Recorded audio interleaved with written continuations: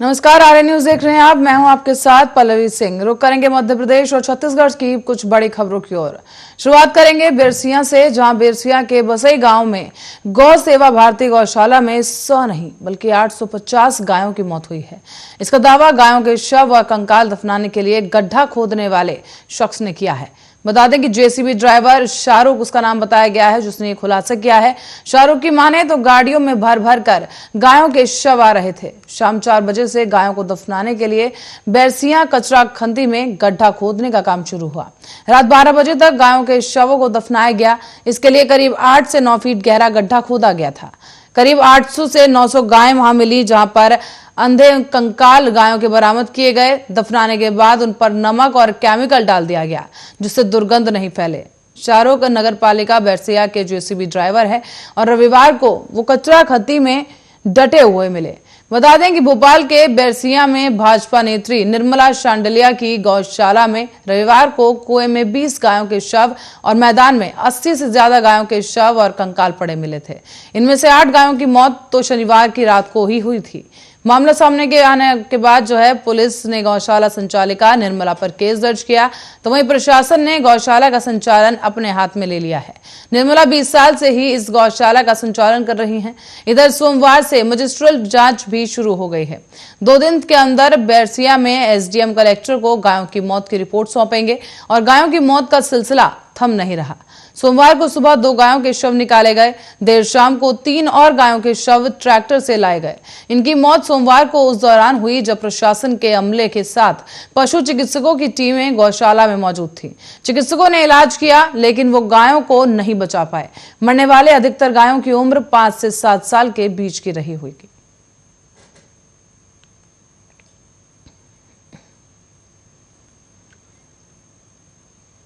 कांग्रेस के पूर्व राष्ट्रीय अध्यक्ष राहुल गांधी 3 फरवरी को रायपुर आ रहे हैं। ऐसे में सरकार के साथ ही प्रशासनिक अमला भी तैयारियों में जुट गया है। मुख्यमंत्री भूपेश बघेल और सोमवार को शाम उत्तर प्रदेश और पंजाब के चुनावी दौरे से लौटकर सीधे साइंस कॉलेज मैदान पहुंचे। यहां उन्होंने मंत्रियों और वरिष्ठ अधिकारियों के साथ तैयारियों का जायजा लिया। साथ ही मुख्य सचिव अमिताभ जैन दोपहर को साइंस कॉलेज मैदान पहुंचे थे। राहुल गांधी यहीं से राज्य सरकार की महत्वाकांक्षी राजीव गांधी ग्रामीण कृषि मजदूर न्याय योजना का आगाज करने वाले हैं। मुख्यमंत्री भूपेश बघेल ने अधिकारियों को मुख्य कार्यक्रम स्थल, विभागीय प्रदर्शनी स्थल, पार्किंग और अन्य व्यवस्था के संबंध में आवश्यक दिशा निर्देश दिए। उन्होंने कई विभागों को उनके द्वारा लगाई जा रही विकास प्रदर्शनी समेत कई विभिन्न सेक्टरों का निरीक्षण किया। साथ ही अधिकारियों को कार्यक्रम स्थल में आवागमन के साथ ही बिजली और पेयजल व्यवस्था की जानकारी भी ली। उन्होंने कार्यक्रम स्थल पर वीआईपी मूवमेंट और सुरक्षा व्यवस्था की भी समीक्षा की है। साथ ही 3 फरवरी को राजीव गांधी ग्रामीण भूमिहीन कृषि मजदूर न्याय योजना की शुरुआत हुई। इस दौरान आपको बता दें कि योजना में पंजीकृत 3,55,000 भूमिहीन कृषि मजदूरों के बैंक खातों में पहली किश्त का भुगतान होगा। इस योजना के लिए राज्य सरकार ने बजट में 200 करोड़ रुपए का प्रावधान किया है। साथ ही योजना के तहत भूमिहीन कृषक मजदूरों को साल में 3 अलग किश्तों में 6,000 रुपए दिए जाने हैं। भाजपा प्रदेश प्रवक्ता और पूर्व मंत्री राजेश मुंगट ने पूरे आयोजन पर सवाल उठाए हैं। मुंगट ने यह बताया है कि जब प्रदेश भर में नई कोरोना गाइडलाइंस प्रभावी हैं, धारा 144 लगी है, सभी तरह के जलसे, सभा और समारोह पर रोक लगाई हुई है, तो लोगों को अपने पारिवारिक और धार्मिक कार्यक्रमों के लिए सरकारी आदेशों का पालन करना अनिवार्य कर दिया गया। तो वहीं राजधानी में राहुल गांधी के कार्यक्रम की अनुमति किसने, कैसे और किनके इशारे पर दी है? मुणत ने कहा है कि जब सरकार की अपने बनाए कायदे कानून की धज्जियां उड़ाने पर आमादा है, तब आम आदमी को इन कायदों के पालन के लिए बाध्य और दंडित कैसे किया जा सकता है?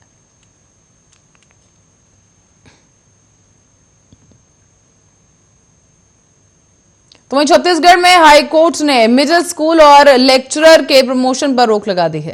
राज्य सरकार ने प्रमोशन के लिए अनुभव को 5 साल से घटाकर 3 साल कर दिया था, जिससे सीनियर शिक्षकों का प्रमोशन प्रभावित हो रहा था। इसे देखते हुए सीनियर शिक्षकों ने हाई कोर्ट में एक चुनौती दी थी और इस मामले की सुनवाई चीफ जस्टिस अरूप कुमार गोस्वामी के डिवीजन बेंच ने की। इस मामले में राज्य शासन को नोटिस जारी करके जवाब मांगा गया है। प्रदेश में शिक्षा कर्मियों के लिए साल 2010 में विभागीय पदोन्नति का प्रावधान लागू किया गया था। इसी के तहत उन्हें सीमित परीक्षा देकर मिडिल स्कूल का हेडमास्टर बनना था। ऐसे में विभागीय परीक्षा देकर कई शिक्षाकर्मी हेडमास्टर बन गए हैं, जिन्हें ई कैडर शिक्षक का नाम दिया गया है। बाकी शिक्षक शिक्षाकर्मी बन रहे हैं। बाद में आपको बता दें कि 2018 में राज्य सरकार ने नीतिगत निर्णय लेते हुए शिक्षा कर्मियों का सिविलियन कर दिया था।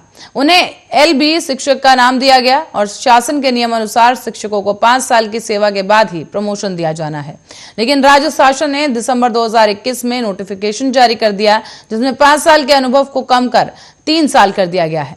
इससे इस वर्ग के शिक्षकों ने सीनियर एडवोकेट प्रफुल्ल भारत को माध्यम से हाईकोर्ट को चुनौती दी है। अधिवक्ता प्रफुल्ल ने कोर्ट को बताया कि वर्तमान प्रमोशन की प्रक्रिया में राज्य सरकार ने नया नियम बनाया है।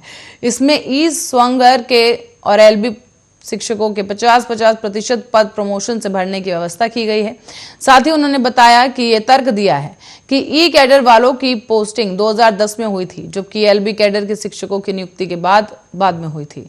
ऐसे में नियम के अनुसार 5 साल में प्रमोशन दिया जाना है, जबकि एलबी शिक्षकों को 3 साल में ही पदोन्नति देने की व्यवस्था की गई है।